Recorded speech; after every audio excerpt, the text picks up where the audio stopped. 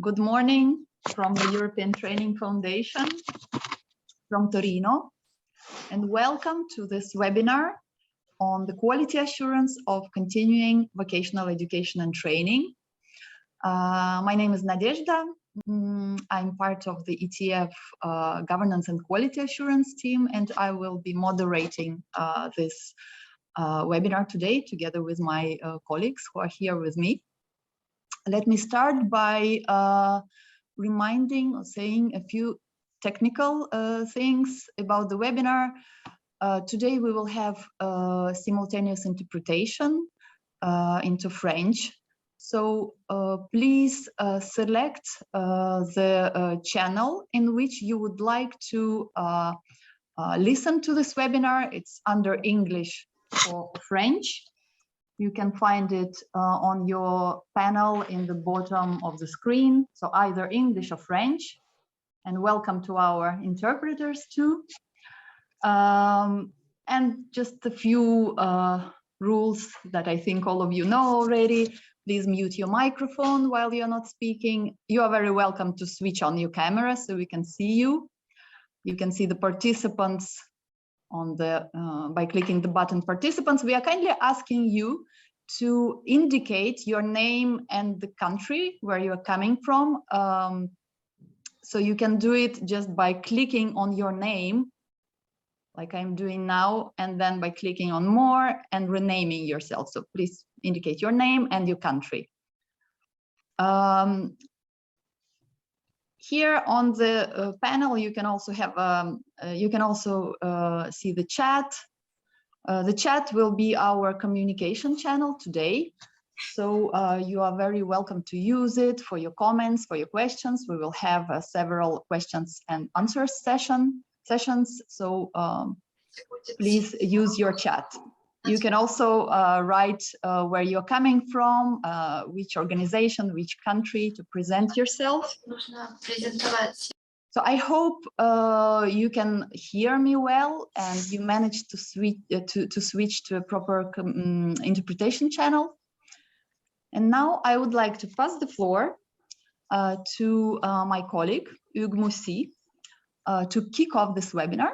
And Hugues is the head of the Systems Performance and Assessment Unit in the European Training Foundation. Over to you, Hugues.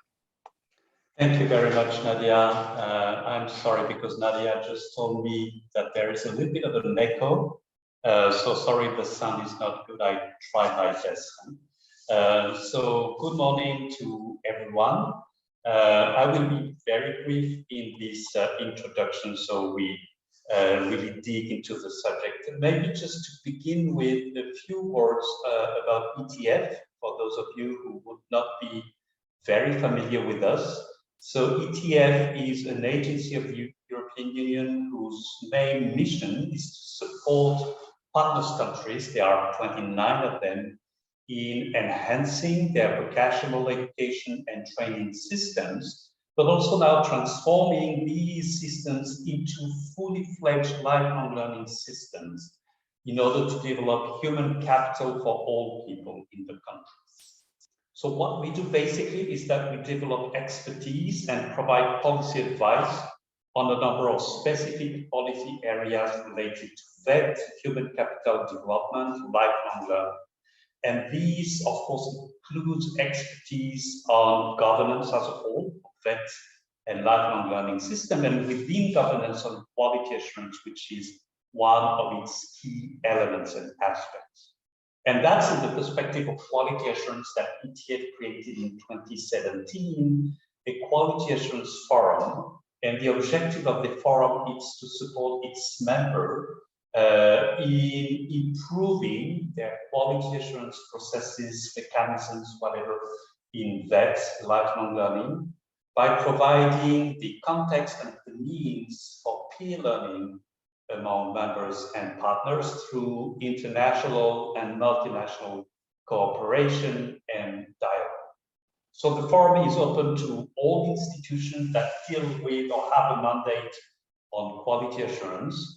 And it is now, if I'm not mistaken, comprised of 22 participating agencies and countries from different regions, Western Balkans and Turkey, the Mediterranean regions, and the Eastern Partnership. So the webinar today is part of these efforts, the efforts of the Quality Assurance Forum, to exchange knowledge among peers. It is the fourth webinar of the series this year. And for those who are interested in, we actually record this webinar, so you can go into the ETF open space and watch them. So now, as a conclusion, I would like to warmly thank the participants of member countries and institutions who accepted to share their experience, namely Moldova, Montenegro, and Tunisia. And I would also like to thank Anna Kurth from the CVET Secretariat, as well as all my colleagues from ETF who have made this webinar possible. So I wish you a very fruitful discussion, and Munir or Nadia, the floor is back to you. Thank you. Thank you. Thank you. In the end, we could hear you very well, so no worries. Okay, so before we go on, let me take you quickly through the agenda of today. It is very rich. So first, just in a few minutes, my colleague Munir Bati will introduce the topic of today, the quality assurance of continuing vocational education and training. And then we will have presentations of experience from 3 countries, as Hugo already mentioned. From Moldova, Montenegro, and Tunisia. We will have 2 questions and answers sessions today. We will also have a small break. And after the break, we will also have a presentation of EU perspective and EU experience in continuing vocational education and training. And I will properly introduce all our wonderful speakers of today along the way as we go. There will, as I said, there will also be time for questions and answers. So please use the chat for that. And now I would like to hand over to my colleague, Munir Bati, for introducing the topic. And Munir is a Senior Human Capital Development Expert at the European Training Foundation, and he is also the content coordinator of the ETF Forum for Quality Assurance in Vocational Education and Training. Over to you, Munir. Thank you very much, Nadia, and good morning, everyone, and very well welcome to all of you, and in particular to the ETF National Contact Persons in the Forum from many countries. I can see them on the screen, so very well welcome. In this introduction to this webinar, while preparing the webinar, we were asking ourselves, why do we need to have a webinar on quality assurance in CVET? Most of the countries do have quality assurance system for VET, so why there is a need to look specifically at CVET? All these quality assurance systems are not covering the whole VET system. So we thought that there are 3 main reasons why we need to have focus on quality assurance on CVET. The first one is the growing importance of CVET in all countries. I will come back to that later. The second one is the specificity of CVET. I will say why. And the third reason is an interrogation about the relevance of existing quality assurance mechanisms to cover CVET. I'll say why that. So on the importance of CVET, recently a paper, an ETF CVET paper, you know, CVET is the other EU agency working on VET. So there is a paper produced by the ETF and the CVET, which is available on our website, but I think Nadia will put it on the chat so you can have a look at it. Very interesting paper. So this paper says that in light of the future trends and challenges, the emphasis of VET policy should move from IVET to CVET. While we should continue putting focus on IVET, we have now to think much more on CVET. Why that? Because the paper argues that the value of IVET is crucially depending on the quality of CVET. if you acquire skills on initial VET systems, if those skills are not maintained by CVET, you will lose them. So the quality of IVET is crucially linked to the quality of CVET, of what is delivered afterwards. And this is a very important change of paradigm. While over the last decades, most of the countries were putting money, resources, focus on equipping people with the right skills, now they have to change their mind and think about upskilling, reskilling workers and others. Some studies done by the CDFOP as well, but the ETF as well, and in particular in Europe, the study of the CDFOP found out that almost half of Europeans, adults, have either low or outdated skills. So imagine that half of the adults do not have the right skills for the labor market. And all those adults need to be trained, upskilled, reskilled. So they have a chance to contribute to the production and to live their life, actually. So, so there is a growing importance of CVET in all countries. But on the other hand, CVET is very specific when it compares to IVET. First of all, it is not under one single administration, one single body, one single ministry. While EVET in general is under the Ministry of Education or Labor, CVET is under a variety, a wide range of bodies. So it poses questions in terms of governance. Secondly, the scope and content of CVET is largely related to non-formal and informal learning, and it takes place in a variety of modes and of delivery. So it doesn't take place in schools or partly in schools and enterprises, so we can between brackets control the delivery. It takes place in wide range of modes and deliveries and contexts. So it's very difficult to quality assure the whole process. So thirdly, it includes a wide range of target groups with different levels of education, different levels of skills, with different age groups, etc. So it poses questions as well in terms of addressing those people. Unlike IVET, when you talk to young people coming from schools, which have an age of from 18 to 24, 25, here we have a big variety of differences in terms of age from 30 to 50 to 60, and you have to address them in different ways. Fourth element related to the to CVET. In most of the countries, CVET is still unstructured, uncoordinated, and uncharted compared to IVET, which poses as well questions. So looking at all that, one may ask a question: are quality assurance systems that have been designed to address VET, but most probably IVET, are those systems are relevant to CVET? To what extent what we do now in terms of accreditation, in terms of self-assessment, in terms of indicators, such as employment rate of graduates, for instance, or satisfaction of employers, to what extent those quality assurance measures are relevant for these complex CVET? So we are interrogating that, and for that purpose, we thought that we'd like to organize a webinar in which we contrast, we compare, we exchange with colleagues about their systems and how their quality assurance systems are addressing CVET. So we have today, as Nadia mentioned, 3 presentations from Moldova, Montenegro, and Tunisia. They will let us know how they quality assure CVET in their countries. Then we will have Anatcar from the Kpis Secretariat that will bring this EU perspective on how European member states are addressing quality assurance and CVET. So thank you very much for your participation, and I immediately give the floor back to Nadia to introduce the first speaker and start the presentations. Thanks a lot. Thank you, Monir.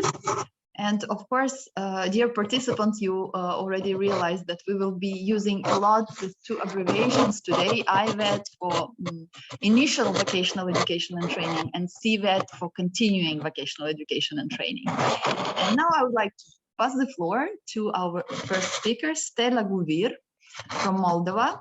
Stella is the head of the Public Relations and International Cooperation Office in the National Agency for Quality Assurance in Education and Research of Moldova. And Stella is also representing Moldova in the ETF Quality Assurance Forum. So over to you, Stella. Thank you very much, Nadia. Thank you very much, Munir, for this nice introduction. Yes, indeed, today I'm representing the Republic of Moldova on behalf of the National Agency for Quality Assurance in Education and Research. And first of all, let me, if I may, share my screen.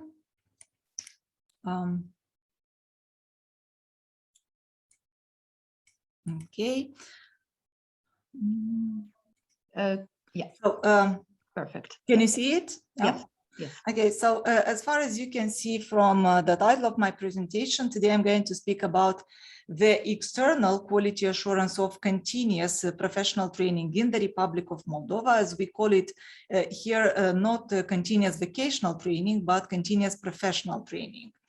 So, I shall start first of all with a presentation of our legal framework, which covers this topic. Unfortunately, we do not actually have in Moldova a legal framework or a regulation or something like that specifically addressing only continuous professional training or CVET. But we have references to this aspect, to this level of education in our, first of all, basic law on education called the Education Code of the Republic of Moldova, and where we can find references to CVET in the Title 7 of this law related to lifelong learning, because according to the to this basic document, CVET or continuous professional training is part of a lifelong learning. So and according to it, so lifelong learning includes all these learning activities performed by a person throughout life, as you already know, in order to form or develop skills from a personal, civic, social, or professional perspective. Lifelong learning, in our perspective, includes general education, vocational education and training, higher education, and also continuous professional training of adults. The continuous professional training of adults, or the continuous professional training programs within this lifelong learning, are subject to evaluation, external evaluation for the purpose of accreditation or authorization of the study programs. And the decisions regarding the authorization on the provisional operation accreditation, non-accreditation, or withdrawal of the right to organize a continuous professional training program is adopted in the end by the Ministry of Education based on the results of the external evaluation conducted by the National Agency for Quality Assurance in Education and Research, which I represent today. So lifelong learning, also according to the code, is achieved in the context of formal, non-formal, and informal education. And when we speak about the external evaluation of continuous training programs, here we speak only about the ones which are provided in a formal context. As I mentioned, there is no specific QA regulation, but there is a regulation on the continuous training of adults. So this regulation actually aims to regulate and develop the regulatory framework for adult education, developing funding mechanisms and facilitating the development of adult continuing education programs with priority for development of key skills. So, and these key skills are digital skills, entrepreneurial, linguistic, intercultural, or other skills required by the labor market. Also, it refers to the use of transversal skills, developing professional skills common to several occupations. And this regulation is intended to regulate the activity of this lifelong learning of adults within and outside the education system. It also includes provisions regarding the organization of general adult education, continuous professional training, assessment and certification of adult continuous training, financing the continuing education of adults. Also, the continuous professional training of adults is organized through upskilling and reskilling. According to this regulation, we call the upskilling and reskilling a little bit different, like retraining or getting an additional qualification, specialization, poly-qualification, or improvement programs. This adult lifelong learning, in the context of the lifelong learning in general, is the totality in the developing processes of formal, non-formal, and informal learning, through which adults develop their skills, enrich their knowledge, and improve their professional and vocational technical skills, and apply them elsewhere they need. Adult training providers in the Republic of Moldova, in order to submit for the authorization or accreditation according to the next document, methodology of external evaluation. These providers must meet the following eligibility conditions. First of all, they have to be legally established. They have to provide in their status, in their internal regulation, that they provide continuous training programs. They have to fulfill their obligation to pay taxes, fees, and contributions according to the legislation in force, to present the proof that the teaching staff that they employ based on an individual employment contract have a higher education degree. So the methodology that I'm speaking about actually is the one developed already by the National Agency for Quality Assurance in Education and Research, and it covers not only the continuous training of adults, but covers all the other levels of education, like vocational education and training and higher education, including continuous education. And the methodology actually sets up the steps of how to conduct an external evaluation. I will show you later on about how this process takes place. So who actually can provide continuous educational programs in our context? These are the vocational education institutions, so CVET, higher education institutions, any public or private institution or organization providing education services and training programs according to their status, and enterprises or companies, organizations that offer their employees some vocational professional training programs. But it has to be borne in mind that these programs or institutions have to be authorized or accredited by the agency. So as already mentioned, the agency, among many other duties that it has with regard to the external quality assurance, so it also evaluates the continuous professional training programs. So speaking about the methodology, how we conduct the external evaluation, so the basic steps that are described in the methodology that I mentioned earlier. Usually the initiative comes from the Ministry of Education or the education institution or the company, which goes to the administrative apparatus of the agency. They come with an application, with a dossier, with a self-evaluation report. We analyze those and set up the evaluation panels, which are approved by the governing board. And these evaluation panels start work on the external evaluation. So they analyze all the documents that they receive, the external evaluation reports, and conduct an on-site visit to the institution. But nowadays, unfortunately, due to the COVID restrictions, we have blended visits, like online visits, when we organize interviews with the teaching staff, with the trainees, with the managerial staff, and then one short site visit to see actually the institution itself. So they go to the educational institution. And they present their evaluation results, what they have found out after the evaluation visit, to the profile committees that we have set up in our agency. There is a specific profile committee for the continuous professional training. The profile committee validates the results of these evaluations. present them to the governing board, which makes a decision on authorization, on accreditation, non-authorization, non-accreditation, and then this decision goes to the ministry, which has the final say in this regard. So they issue this order on authorization or accreditation. So speaking about authorization and accreditation, what does it mean? So these are two parts. So authorization in our case is asked by the institutions in case when they only set up their study programs, their continuous training study programs. And they have to prove that they meet the minimum quality standards. It means that they are established, legally established. They have the necessary documents, that they have designed and approved their study programs, because according to our law, they have to design and approve their study programs.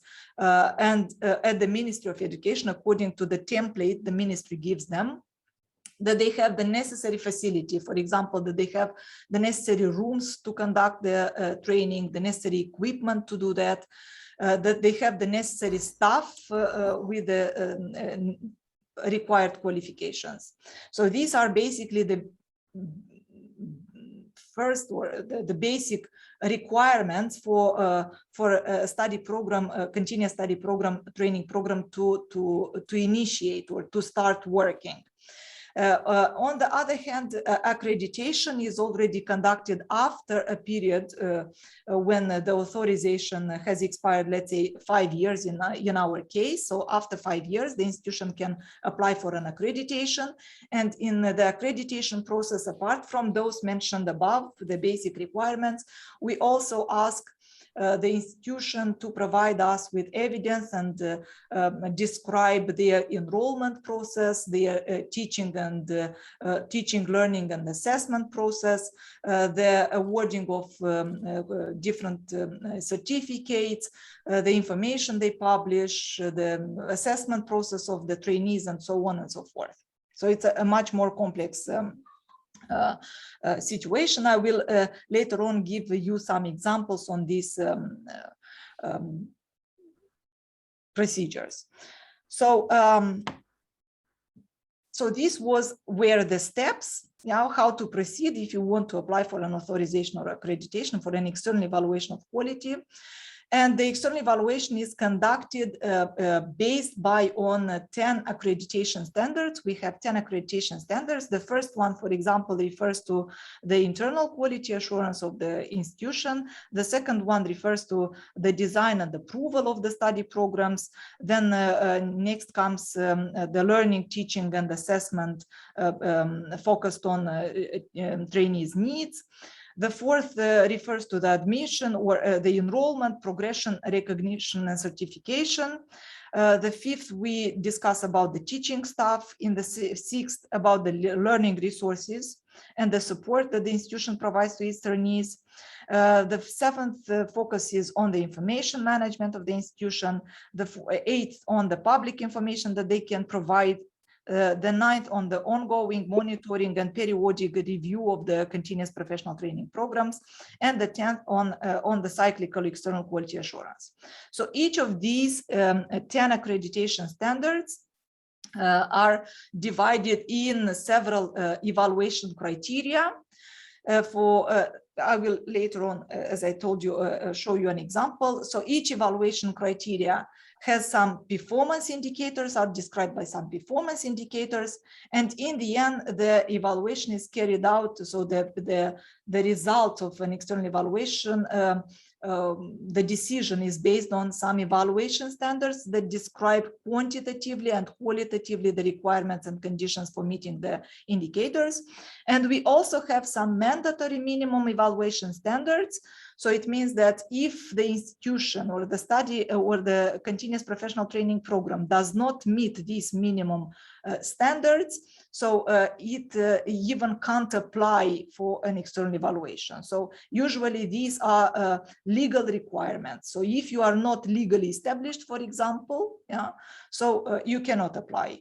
If you don't have individual employment contracts with your teaching staff, So again, you cannot apply for an external evaluation. So, and if you do not comply with these minimum evaluation standards, of course, you can't get an authorization or an accreditation at the end. Stella? Yeah. You still have 1 minute for your presentation. I hope you will manage to. Okay, good. So an example of an accreditation standard, for example, a standard 2, design and approval of the continuous professional training program. What does it mean? It means that institutions should have processes for the design and approval of their programs, and that the program should be designed so that they meet the objectives set for them, including the intended learning outcomes. And one of these criterion, many of the criterion, would be the, let's say, the content of the study program, which is described by one of the many other performance indicators, relevance of the study program. So, and in the self-evaluation report, the institution has to reflect on the relevance of the study program, on the relationship between this study program and the labor market, and to analyze the results of the stakeholder consultation and trends in the field in order to update this study program. So this information shall be taken as a basis for the experts that will go on a study visit and then draw up an external evaluation report and provide the recommendations for accreditation or non-accreditation. And they will make their conclusion based on this evaluation standard, for example, for this specific performance indicator, which says that, for example, you will get 1 point. Yeah, you mean you are fully compliant if the study program fully reflects the needs of the labor market, trends in the field, and has a significant social and economic impact.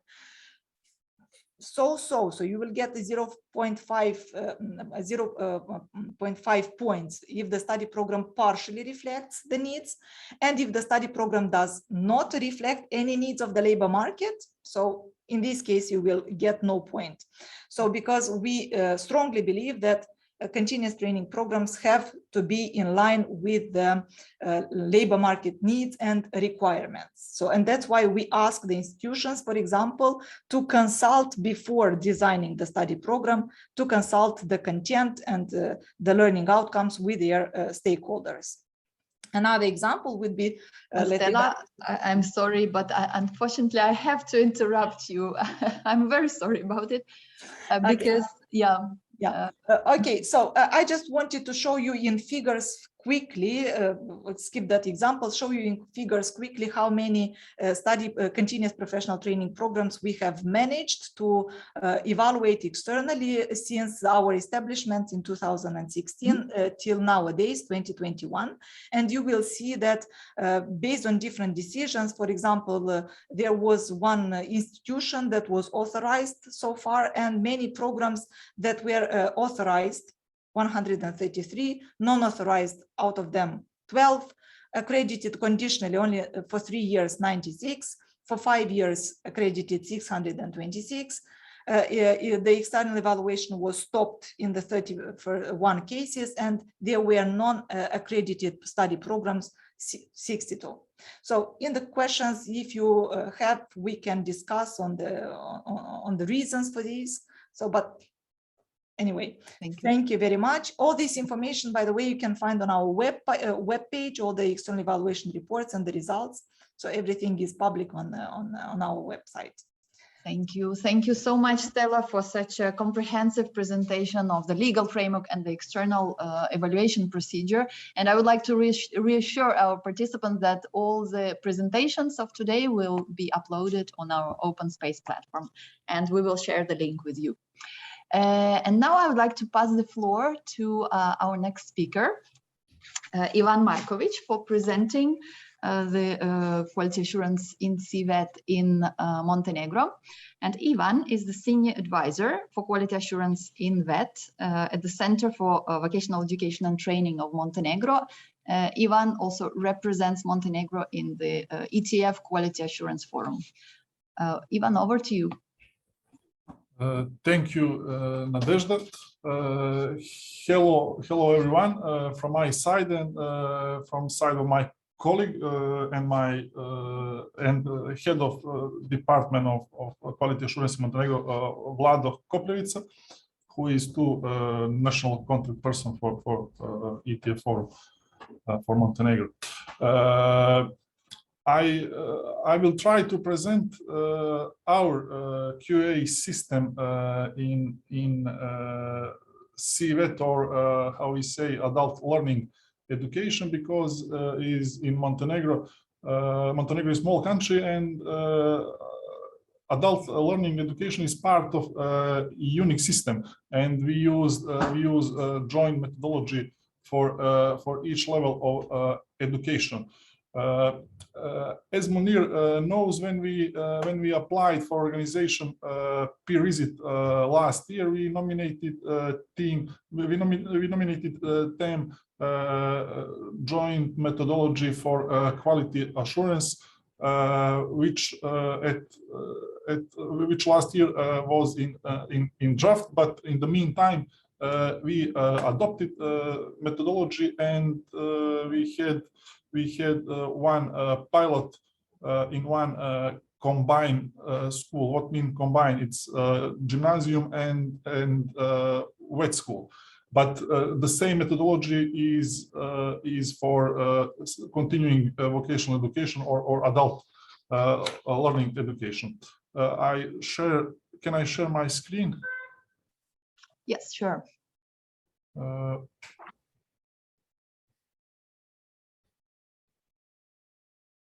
I cannot see my presentation.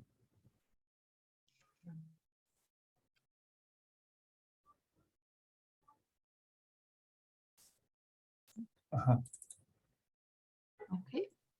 That's it. Yes, we can see it. You can just put it full screen. Okay. Okay. In first slide, I will try to present this in next 15 minutes. In first slide, I present a regulation in the area of quality assurance in CVET. Quality assurance and improvement in educational institution and organization is a legal obligation. General law on education prescribe evaluation and self-evaluation for each level of education, including. Yes. Can you put it in mode in presentation mode and full screen so that you have the full? Okay. Yes, this one. Is it okay now? Wait a moment, because then put it on presentation mode. Go to the bottom on the right side of presentation and use this one. Okay. Okay. Yeah, that's much better. Okay now. Thank you. Okay. General law on education prescribe evaluation and self-evaluation as mandatory for all institution. Evaluation, quality assurance and improvement of educational activity of organization is conducted by the VET Center for VET institution and adult learning providers, and Bureau of Education and Services for general education, at least once in every 4 years.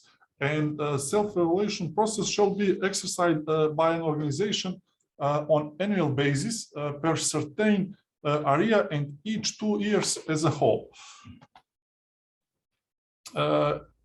In this slide, I will say something about key documents.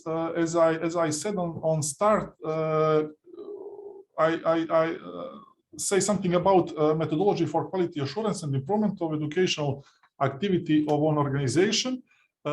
This is prescribed by the Ministry of Education upon the proposal of the VET Center and Bureau for Educational Services. And quality assurance procedures is defined by the rule book on the content, form, and manner of quality assessment of educational activity in organization. During the implementation process, we try to use Deming cycle. Four phase of this cycle is used for the process of identification, assurance, and improvement of quality, which represents of methodology, improvement of quality involving planning, implementation, evaluation, and assessment and correction. And this system is focused on continuous quality improvement. Evaluation process implementation. During evaluation process implementation, a team or trained evaluator performs assessment of qualitative and quantitative indicators just for key areas defined by methodology. During the implementation phase, the following is important.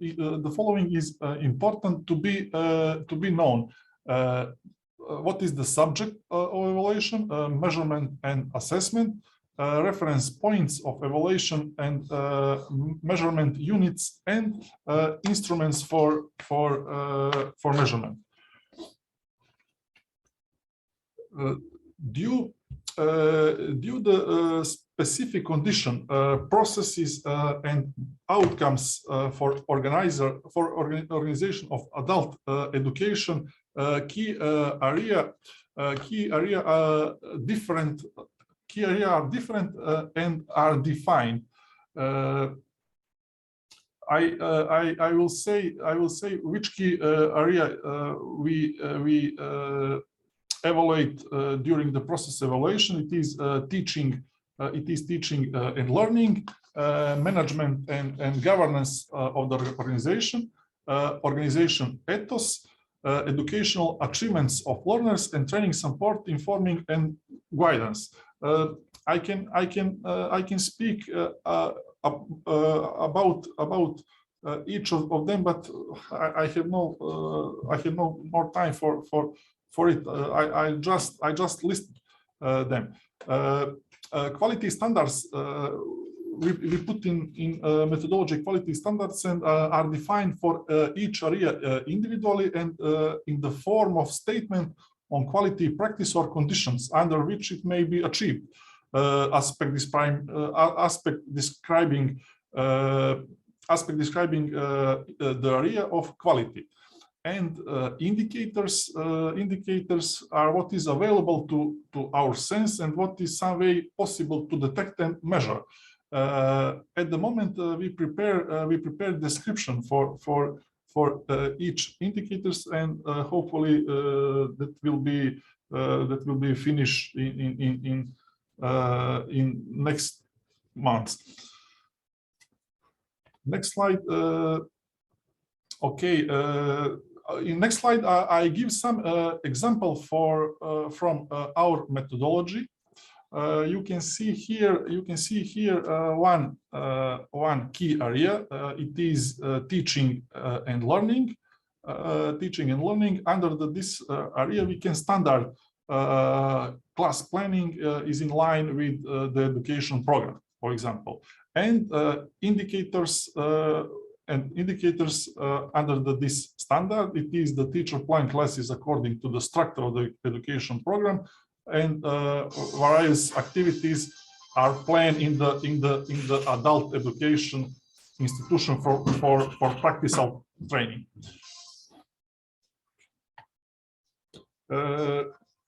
During evaluation or measurement and assessment, it is necessary to know sources of data and where evidence may be found related to the evaluated subject.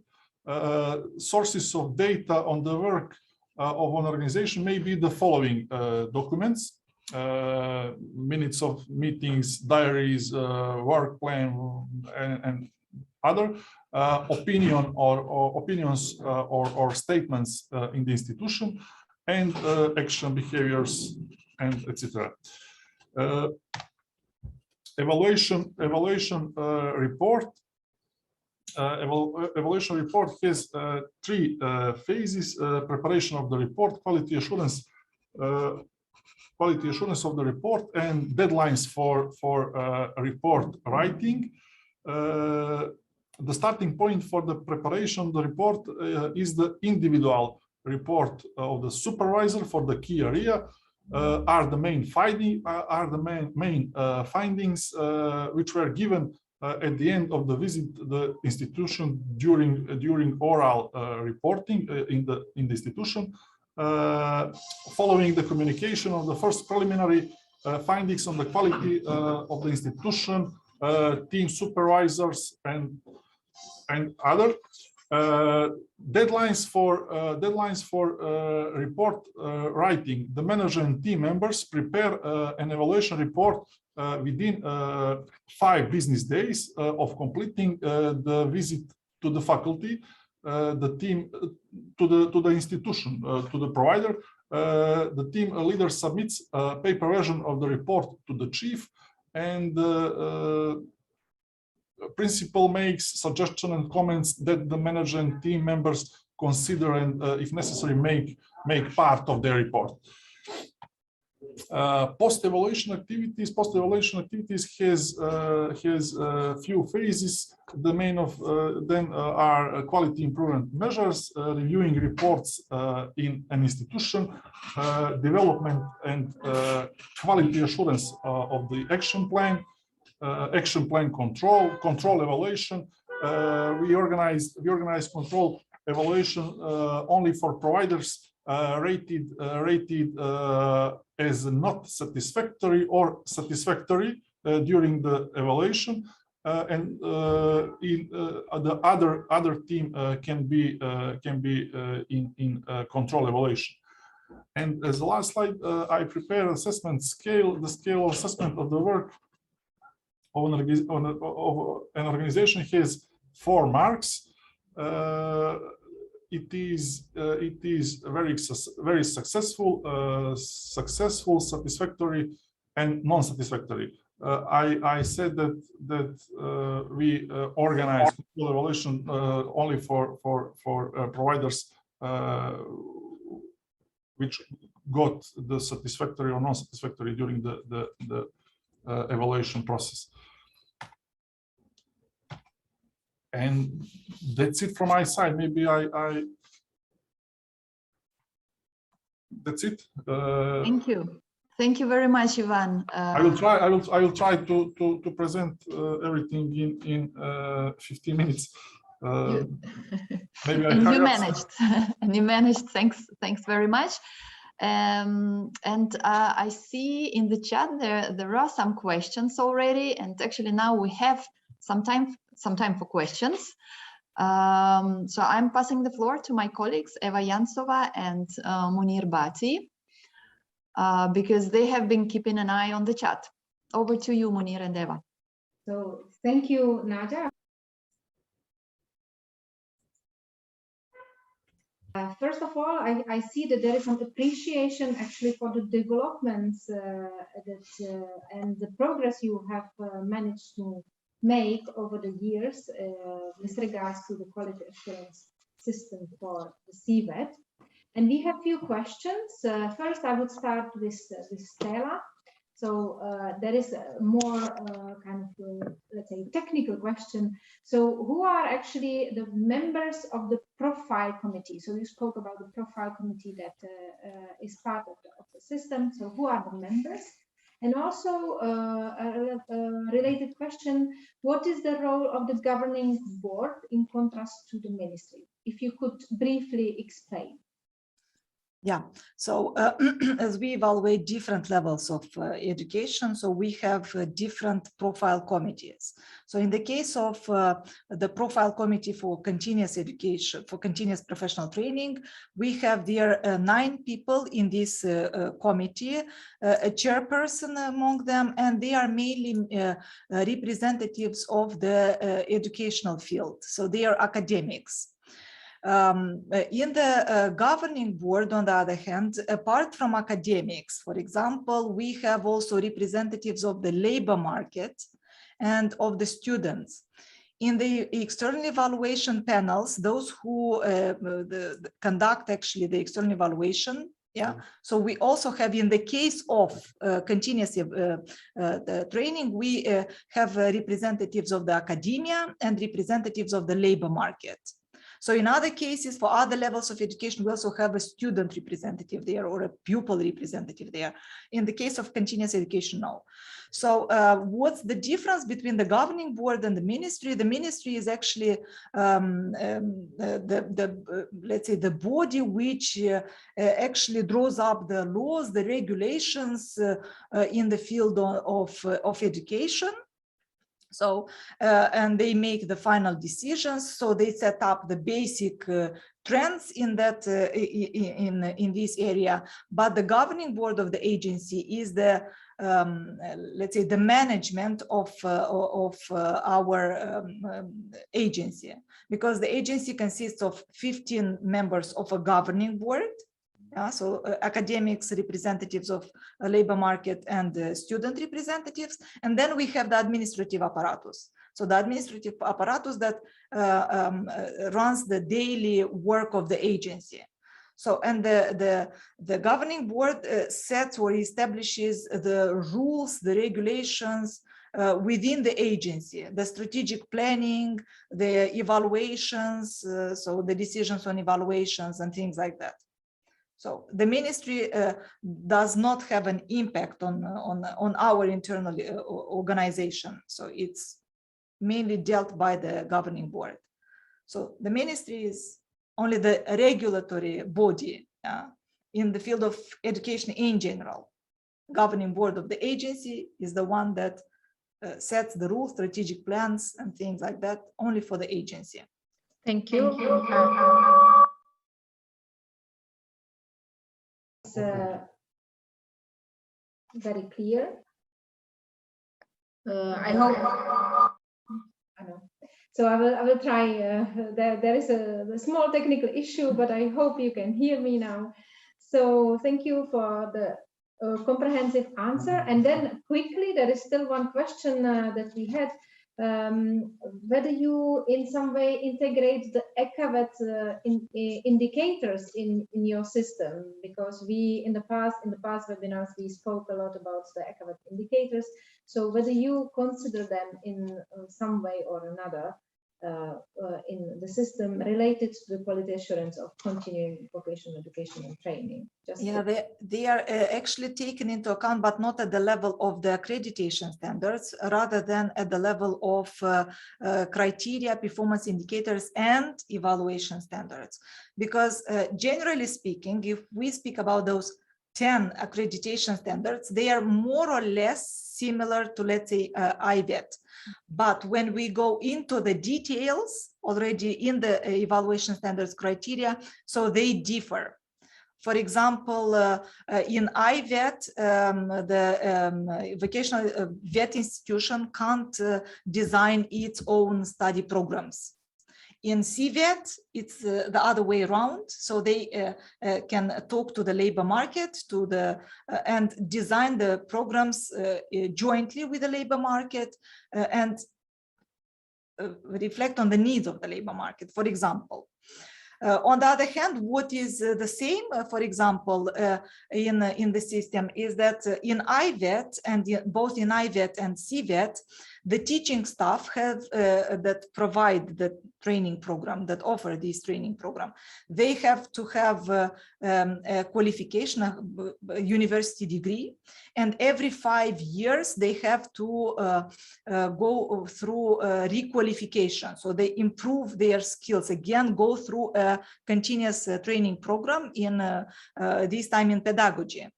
So, what's the problem, for example, if you saw the figures that we have many non-accredited or non-authorized professional study programs, it's just because the teaching staff in these institutions, continuous CVET institutions, let's use the abbreviations, did not have this 5-year upskilling and retraining. So, thank you very much. So there are differences. Our participants are satisfied also, as I am. And there is still one question for Ivan. I think we have still a few minutes. So there was a question for Ivan related to the evaluators. So how the evaluators actually check the educational achievements of the learners. Could you comment on it? Sure. Very difficult question from Faisal, but it's the most important question during the process of evaluation. I cannot say more about it because we organized evaluation. We organized an evaluation in the institution in time when they organized teaching or training for learners, and then we can say or evaluator only put them some type of test or through the final exam. We organize some research about satisfactory on labor market or satisfactory or employees, and then we can collect some important information about educational achievements of learners. But we can, at the moment, we haven't a good mechanism for how to check educational achievements during the evaluation process organized by our institution. Okay, thank you. So yes, difficult question. Difficult. But the most, I said, the most important question, absolutely, and the most important. I can say too that we you asked a colleague from Moldova related to CVET. I can say too that we include some of indicators in our methodology. You can see indicators under the key areas. Some of them are graduate tracking and satisfactory of employees, etc. Thank you. I see that we still have one question, and since the question is French, it will be Munir's turn to actually ask it. So to you, Munir. Ivan, can I ask it in French? No. No. Well, the question is the question is about the evaluation, external evaluation. This very important and interesting phase, which is the external evaluation. So the question is whether the representatives of the labor market play any role in this phase. Are they part of the panel? Do they have any word to say on the external evaluation? So. No, we include only evaluators from our institution and from the school. Actually, we can include evaluators from company or from the labor market, but very often we organize a team which member are our evaluators, people who are specialized for it, and evaluators from external evaluators from the vet school or other vet providers. Okay, that's very much clear. Over to you, Nadia. Thank you, Munir, and thank you, Eva. So we are now 10:58 here in Torino, and we are more or less halfway through our webinar.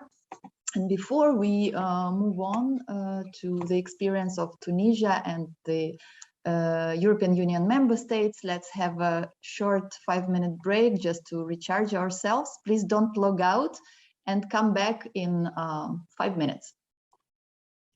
Thank you. See you later.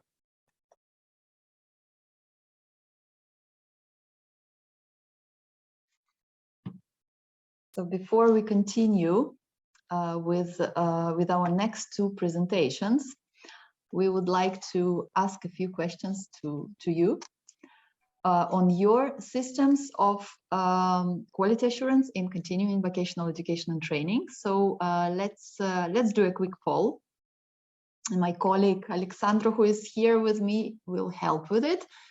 So you have a question on the first question on your screen, and it is about if there is a difference between quality assurance framework for initial and continuous vocational education and training in your country.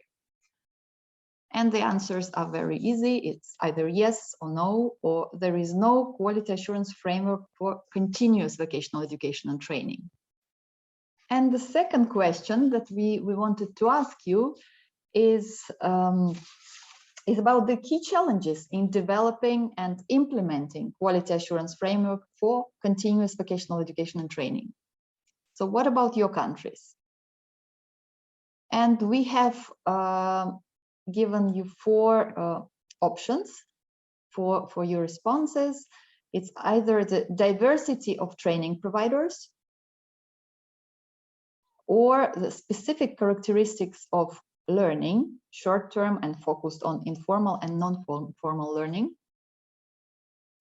The third option that actually does not necessarily lead to formal recognition.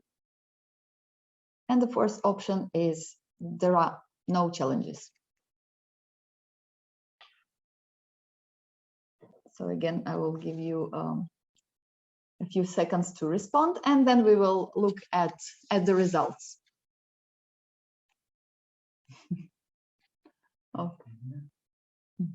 Okay, so I think we can maybe look at the results now. So let's see. Okay, on the first question, I see that the first question on the differences between the two systems, I see that 57% of participants said yes, there is a difference, and 29% no.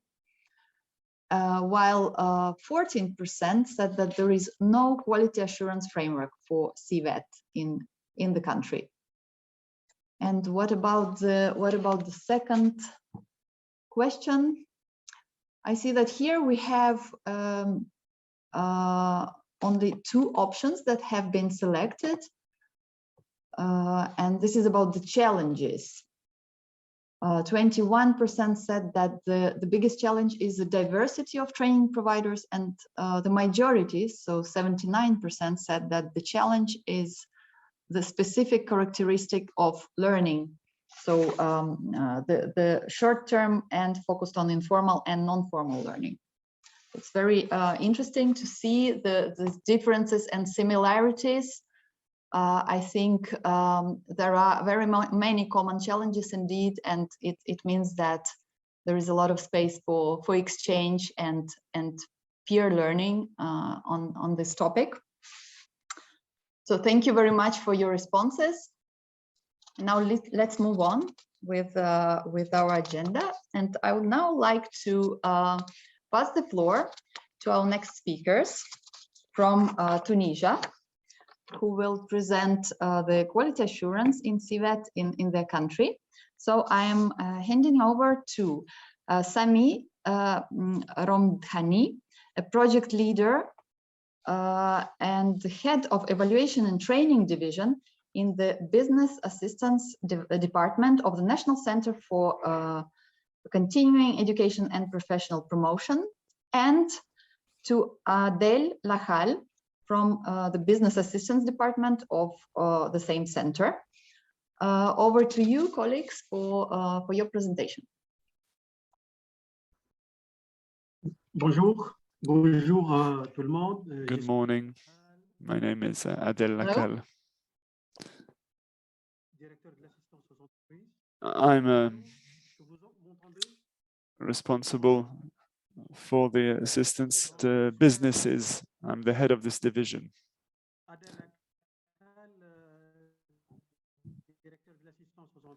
My name is Adel Lachal. I'm the head of the assistance to business division, and I'm with my colleague, Mr. Sami Ramdani, head of the Continuing Vocational Training Development Project. Thank you very much for having invited us to provide our testimony on quality assurance. And I would like to extend my greetings to all the colleagues and peers in different organizations across the world. So our CVET Center is responsible for continuous training with businesses, workers, and it does so via counsel in terms of human resources management.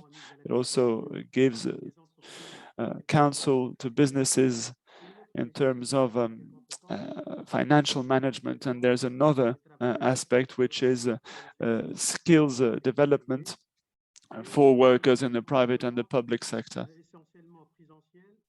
This is in classroom training that gives a certificate at the end, but you also have some online trainings and other modules that seek to improve different skills. As for our Kpis label, it's a label that targets a number of companies who have underwent the training, whether they be private or public. Kpis means skill in Arabic. So we will address the following items: backdrop and objectives, implementing steps for the Kpis label and the quality criteria for continuous training, and the certification process. Could you move to the next slide, please? Thank you. Next slide again.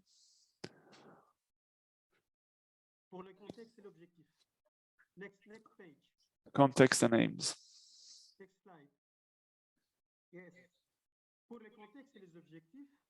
As for the context and our objectives, well, this Kpis label in terms of continuous training falls within our national provision for VET. We have specifically three main objectives.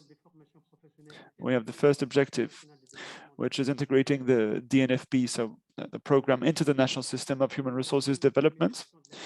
We then have a second objective, which is improving the quality and effectiveness and training. And the third objective is to establish a governance of the national program for vocational training. So the DNFP is the Tunisian acronym.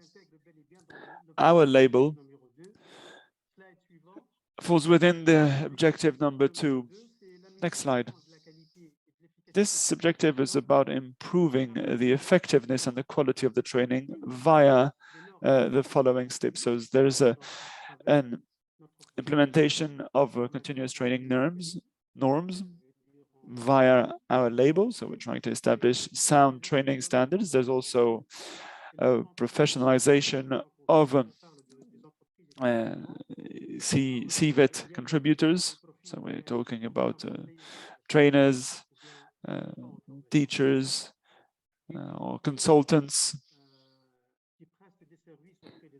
And these consultants provide services to companies. We're trying to tailor our trainings to the needs of companies. We also have tutors and mentors. These are different players in our institutions. As for training providers, we try to improve their work, whether they be public or private. We also establish a number of certificate assessment systems for prior learning. And we have we're also looking at the future and try to identify the needs of the market. Next slide. Why would you have a training label for continuous vocational education and training? For 25 years, our institution has gone to great lengths to develop CVET. Nonetheless, we did not do much in terms of assessment. This is why we opted for a label. So this is about really ensuring that the program is effective and qualitative in order to meet the needs of the businesses.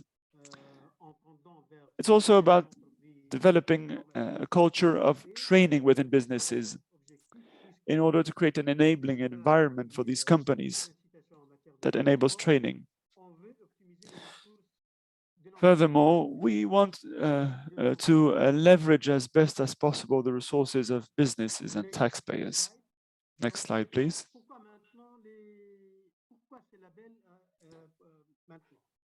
Why now? It's time for us to leverage the experience of the National Center for CVET in terms of engineering, in terms of training conceptions.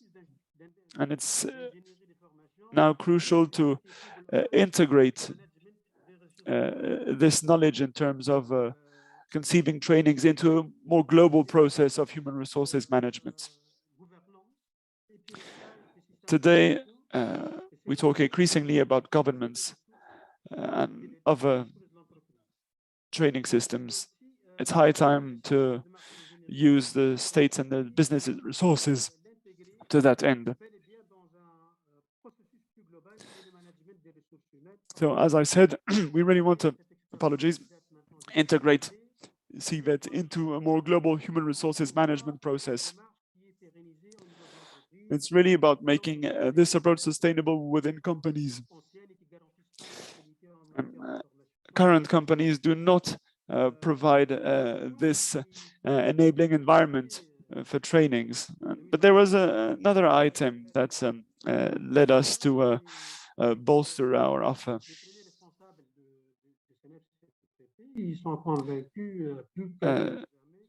The heads of the National Center for CVET believe they have to implement very strict rules that will guarantee qualitative trainings for businesses.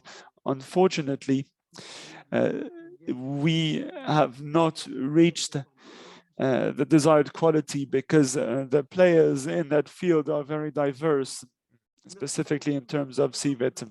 Thank you very much. I'll now give the floor to my colleague, Sami Hamdani, who will showcase the second part of this project. Thank you, Adel. My name is Sami Hamdan. I'm a project manager for the Kpis label. So these are the steps for the implementation of the Kpis label. We have 5 steps in order for the label to be awarded. First step, we create a certification standard. Second step is about training the assistants and auditors who are third parties. We have auditors from the National Industrial Property Office. Third step is about supporting organizations for the labeling process. We're trying to identify the criteria that will be used to award the label. Fourth stage, evaluation, assessment and certification. And then fifth stage is the award of the label and the communication that is done around this label.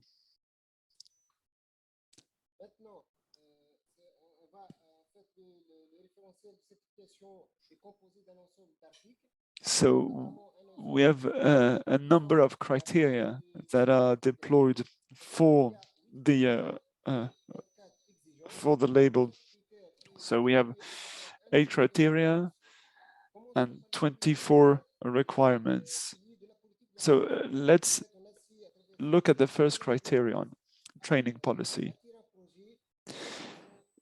We look at the business's intent, whether it wants to build a training program that meets the needs on the labor market. Second criterion, the relevance of the training.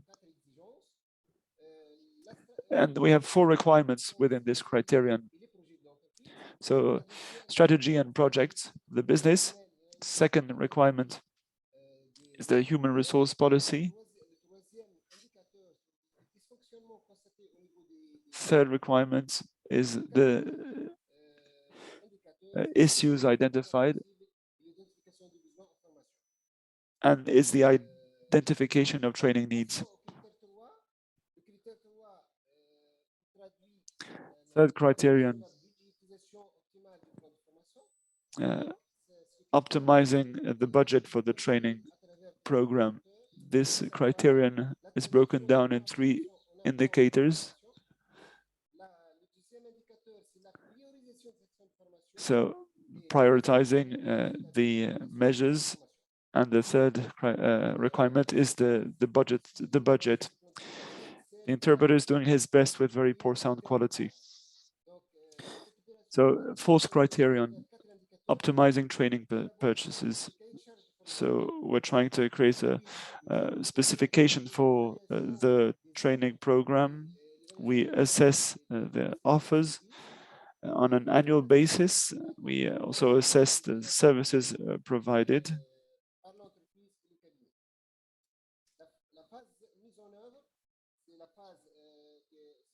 Then we have the implementing phase. Starts with criterion 5. Information management and assessment via a dashboard. So we look at the participants' path, and we also look at administrative management. 6th criterion.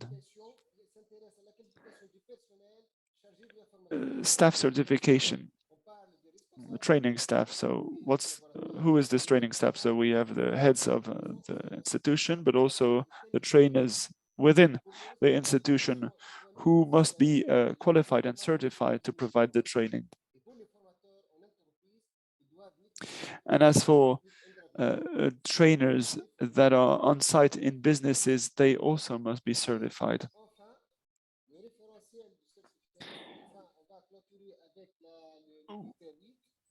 I will wrap it up with the 8th criterion, the assessment of training activities. We assess participants' satisfaction. That's the first requirement. Second requirement, we assess the knowledge that has been acquired. Third indicator, we look at how they develop themselves in their career. And the fourth indicator, we look at the impact of the training. So these were the criteria used for our quality assurance.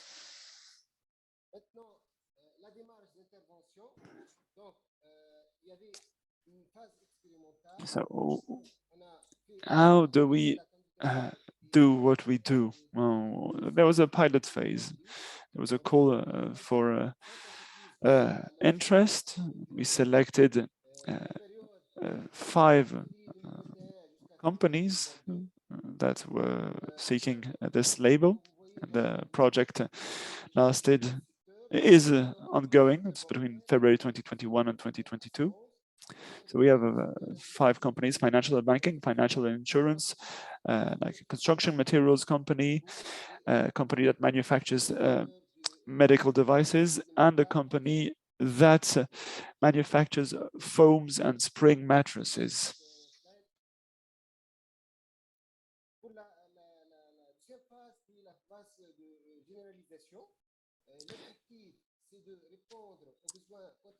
The next phase, it's about meeting the quantitative and qualitative needs of companies via 2 indicators. First indicator, we want to labelize at least 5% of the companies that fall within the remit of our institution, and we want at least 5% of the companies benefiting from the institution services to have conceived training plans that are a direct result of our training policies. Next slide, please. Assessment of the label's relevance. 2 indicators.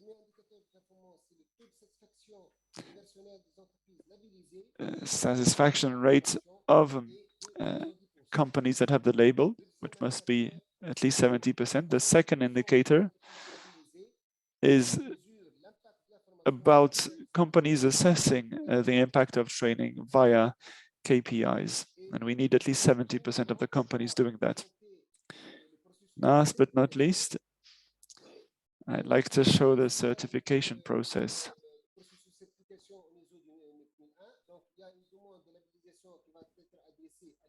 So there's a company introduces a demand for a label to the INORPI. The candidacy is reviewed for eligibility.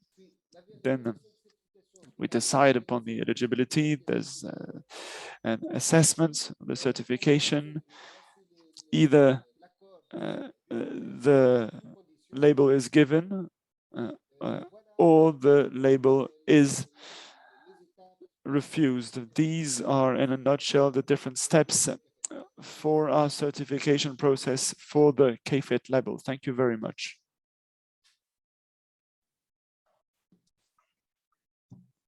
Thank you very much, Sami and Adel, for presenting the CVET label. And I would now like to give the floor to our next speaker, Annette Kurs, from the CVET Secretariat. Annette is the Senior Technical Expert on Education and Training in the CVET Secretariat. And Annette will speak about the European Union perspective on quality assurance in continuing vocational education and training. Over to you, Annette. Thank you very much, Nadezhda.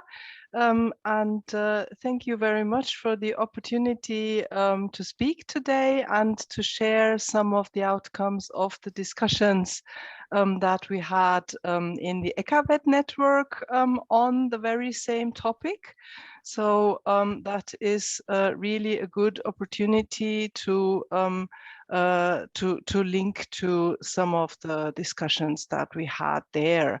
If we go to the next slide, I would like to start by reminding that the VET recommendation from 2020 underlined that really more effort needs to be made to ensure that quality assurance in VET extends to all forms of learning in VET, so IVET, CVET, work-based learning, and that the understanding is that there is actually no need for a specific framework for CVET, but that ECAVET and the indicators that are used in ECAVET should be used for CVET as well. But obviously, we discussed that already. And as Stella said, for example, there is a difference regarding the extent to which the specific indicators apply to different learning environments, including CVET. So on the next slide, I would just like to give you a very short overview on the state of play across Europe to underline that actually the starting point is very similar to what we just heard from Munir at the beginning of the meeting and what was mentioned in the background note. So QA seems to be a little more, let's say, advanced in IVET and CVET. And that has very much to do with the more complex landscape that we see in CVET. So I thought the previous presentation from Tunisia was really very impressive in terms of the large number of criteria that were applied and indicators, and that really refers to the complexity of the landscape and the fact that CVET is much less regulated than IVET. And there in many countries there is not really an overarching system level quality assurance framework for CVET. So but when we look at the let's say the efforts that are being made, as we've also seen from the previous presentations, QA can address the level of providers. So that seems to be a very effective way to go about start with quality assuring at the provider level. Discuss who can offer CVET and what standards do the providers have to comply with. So we've heard from Moldova and Montenegro how important the role of provider accreditation is, but also the levels at the level of courses and qualifications, often related also to funding. So public funding comes with certain requirements to quality assurance, but it's also important to discuss who are the accrediting bodies. So is that the same as for IVET, or is it different? And are those structures already there, or is there a regulating body that can be used to carry out the quality assurance in that sector, or is there a new one needed? How is the assessment carried out? Are there stakeholders involved? We, for instance, labor market stakeholders. We had a question earlier whether this is the case. So these are all questions that we discussed, and another question that already came up in the discussion as well is the role of non-formal and informal learning, which is of course much bigger in CVET than it is IVET. So there are lots of private providers or sectoral training providers that offer short courses that are add-ons or specializations that are maybe not part of the national qualifications framework, and obviously the growing role and importance of online courses that maybe lead to micro credentials or a certain form of credit that adds an additional layer, let's say, of complexity to the landscape in CVET. So given that there are all these questions, on the next slide we can see the topics, or the 3 topics that we discussed in a peer learning activity that we had with the ECAVET network in April 2021, so just half a year ago. So it's all very recent. And as you can see, we discussed there challenges and solutions at system and provider level for improving the quality of CVET and enhancing the efforts to introduce quality assurance systems.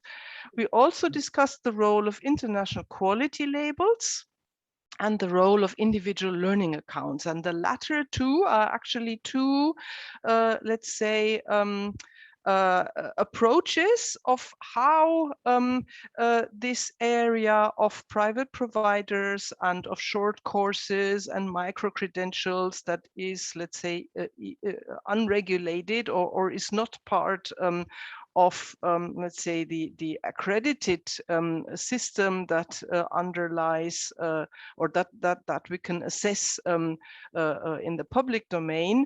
So these are actually 2 approaches that we discussed with regard to that to that realm.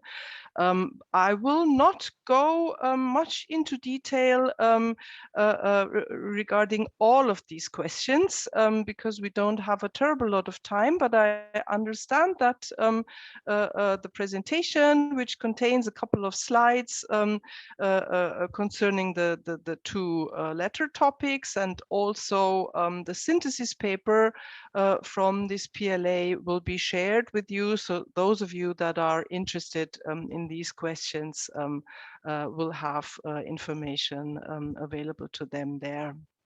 So let's go to the next slide, please. So as you can see here, these were our guiding questions for discussion at the PLA.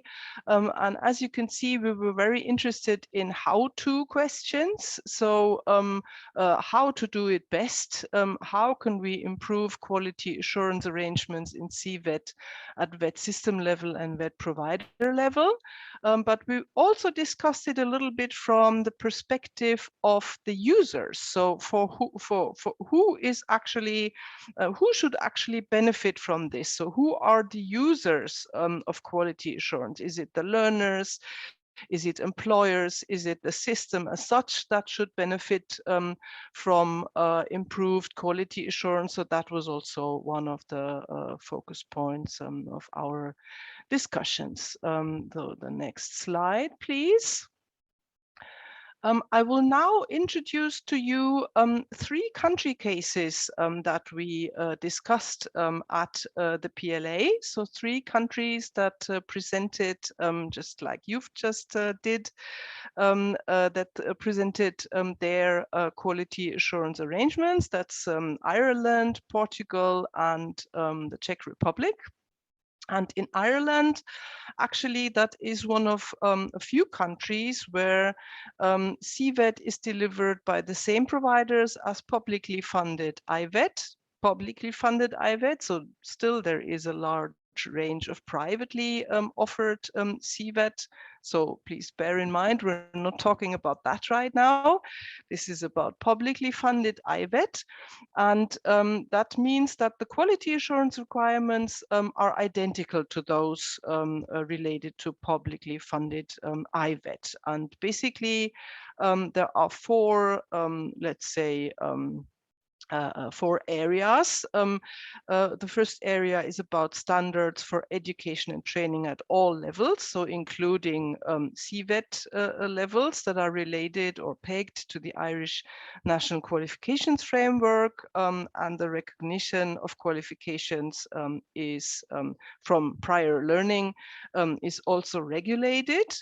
There are strategic performance agreements between the 16 education and training boards and the CVET funding and public policy agency.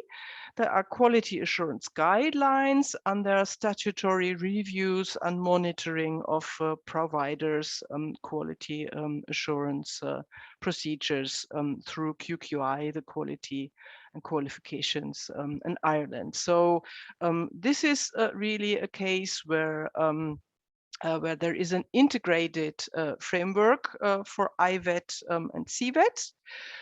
If we go to the next slide, the Portuguese case, there is, let's say, a more specific arrangements specifically to CVET.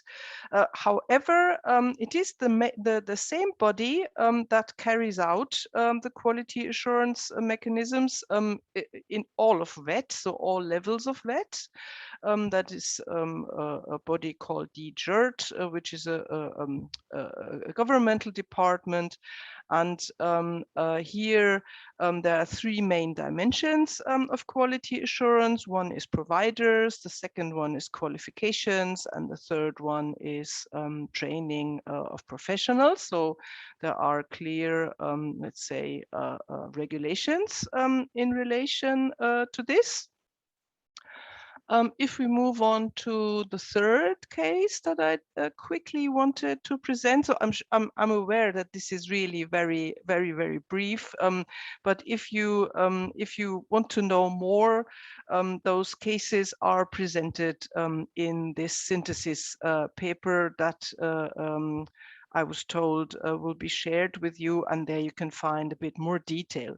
So in the Czech Republic, the landscape is a little more complicated, and as you can see, there are several ministries that are related or that are responsible for the accreditation of CVET programs, depending on the sector. But they all kind of use the qualification and assessment standards that are listed in the National Register of Qualifications. So that is a central register. And as actually is the case for the other two countries as well, CVET programs provided outside the formal systems are not regulated.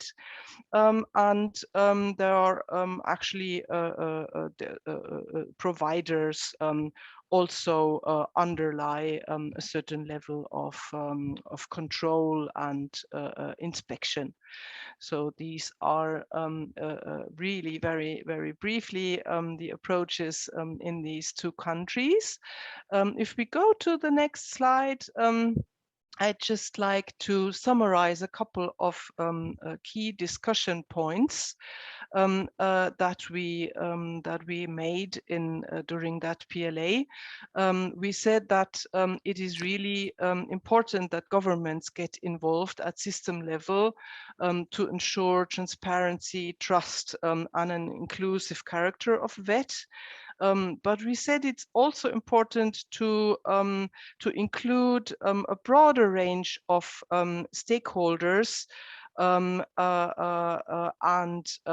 to make sure that, like I said before, to include the view of the user. So what do employers need? What does quality assurance mean in their context? Who are we doing this for, and why are we doing this? And the other point that was made repeatedly is that mechanisms for recognition, validation, and certification of learning from all environments, so prior learning, including non-formal and informal learning, is really important to improve the attractiveness of CVET, but also for the learner to make sure that no learning is lost and they really gain, let's say, credit in relation to their prior learning that helps them with their employability and their progress in relation to their job. I would just like to go very briefly into the role of international quality labels, because this, if we go to the next slide, that is about ISO and EFQM. Can we go to the next slide? Annette, I think we do not have those slides because we decided to reduce the presentation. But maybe you could talk participants through this. Yeah, exactly. Then maybe we can go to the key conclusions slides. That would be slide 18. Because there again, we said that quality assurance in CVET needs to be viewed from different angles, so including the consumer protection point of view, ensure that consumers have high quality learning offers available and know how to recognize them. And that is actually something where those quality labels come in, because they are very, let's say, well known, and they have a very good reputation, and a provider that is ISO certified or EFQM certified, that is sort of a signal to the users that this provider has a quality assurance culture. And in some of the and in some of the countries, this is actually also inscribed in, let's say, the accreditation process, so that ISO certified providers can either skip a part of the regulation process, or there is a requirement in place that accredited providers, yes, slide number 18. Yeah, we managed to find the original version of the Thank presentation. you. Yeah, that's the problem with skipping slides and then making up your mind. So yeah, so from a consumer protection point of view, these labels are actually quite useful. The provider perspective, I think we discussed that already, and also there was a lot being said regarding the provider perspective from those 3 country examples that we heard today. The aspect that I would like to underline here is the output. So how do we make sure that the necessary skills are available on the labor market to satisfy regional skills demands, and how does quality assurance help with that? So what arrangements are in place so that an employer can really tell that a certain course or a certain skill that a person may have acquired through CVET really is in line with what they need. On the next slide, there are a couple more conclusions that we discussed, and really, as we have heard today, or as we have seen today, that system level QA really tends to focus on the accreditation of providers and the quality assurance of outputs and outcomes. So for instance, by relating quality to compliance with national qualification frameworks and training regulations. So I think that was the case in all of the 3 presentations that we heard of today. Performance, performance of providers is often measured by data on labor market progression of graduates. So in some countries, there are arrangements in place where providers have to provide data in relation to this question. So how many people do actually get a job or progress in their job after they did a certain course.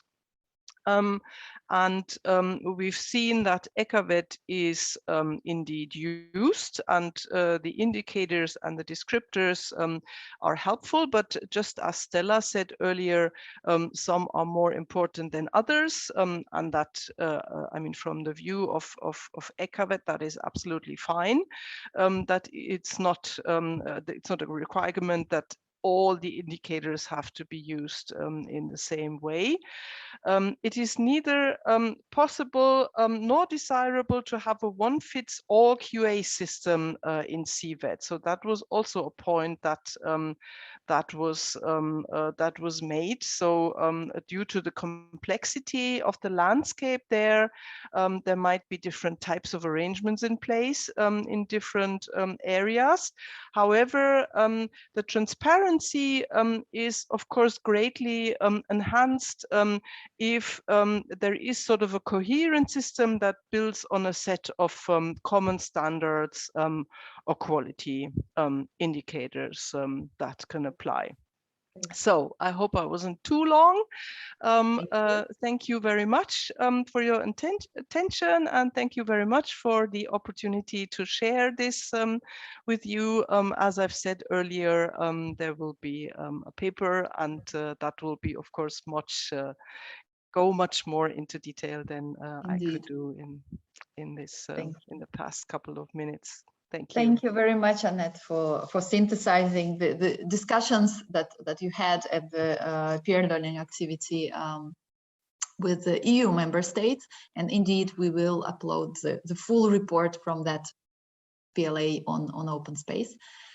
So now we have some time for discussion, for questions, and I would like to pass the floor to Munir. Munir, over to you. Of course. Colleagues, as you may have seen, the 2 first presentations from Moldova and Montenegro were focusing on accreditation, quality assurance of providers of CVET. While the third presentation from Tunisia is very specific because they are looking at the companies and how to help them identify their needs in terms of skilling, upskilling, reskilling of their workers through establishing this label, which is a very different perspective, actually. What colleagues from Tunisia haven't said is that they said that they have a national center for CVET. The national center provides support to companies, to providers, but as well is funding CVET in Tunisia through different modalities. And the center is quite big because, if I'm not mistaken, the staff members of the center is over 300, and they are operating at national and at local level. And I have one question to my compatriots on this label, and I will ask it in French so they can understand it properly. C'est Adel and Sisemi. Ma question est la suivante. This is my question. Let's say I'm a business with the Kpis label, this label you have created. What kind of added value am I going to gain as a company with that label?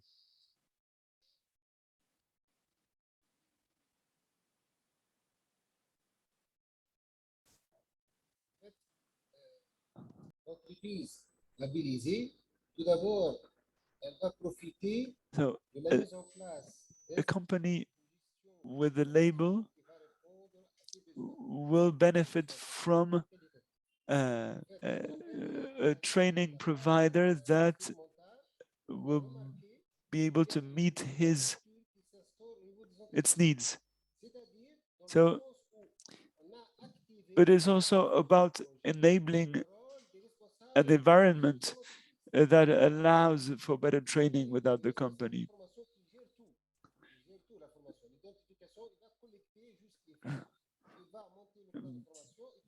Beforehand, we had only one individual dealing with training, with all things related to training. Now, with this label, it means that the company has developed a new culture of training from the onset of the training to the results of the training. And then the second item is KPIs.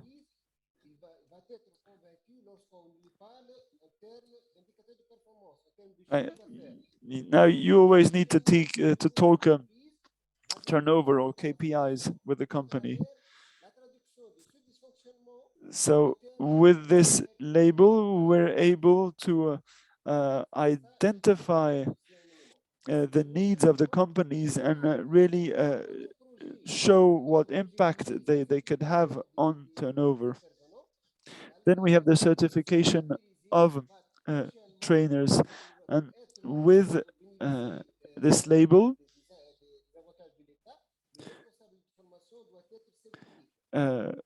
companies must use certified trainers. But also when they develop the training. Then you have the company's reputation, which is burnished. It's good for their image to have this label. It allows them to attract more talent, more youth. And this label is really something that will enhance the reputation at the national and international level. And it could also lead to an increase in its exports. These are the upsides of the label for companies.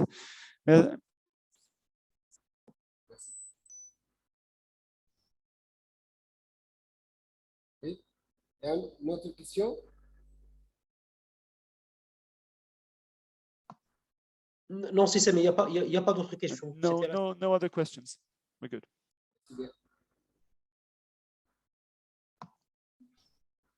Over to you, Nadia. Okay, thank you very much, Munir. And I think we do not have any other questions. Yeah, I'm looking also at Eva. We still have one question, so maybe I can quickly go ahead. To Annette. So there is a question from Faisal, whether the individual learning accounts may play the role to bridge actually between the initial and continuous VET. So your opinion on this? And yeah, thank you for that question. Very interesting question. Personally, I think the bridge that you're talking to, I mean, that's actually a really good a term to introduce here. But the bridge that that is aspired to is more between the sector, the formal education sector and the non-formal and informal sector. So, so the let's say the general definition of individual learning accounts is that they are personal accounts in which training entitlements or training let's say learning outcomes can be accumulated, and they are supported to expected to support the creation of more flexible learning pathways and promote transition to the labor market. But I do believe that most countries that use it, we had two cases at the PLA from France and from the Netherlands. So those two countries try to use it to facilitate transition to the labor market from people that have skills from non-formal and informal learning or from work experience, and then be able to use those to accumulate, let's say, recognitions and use that in the formal learning context. thank you.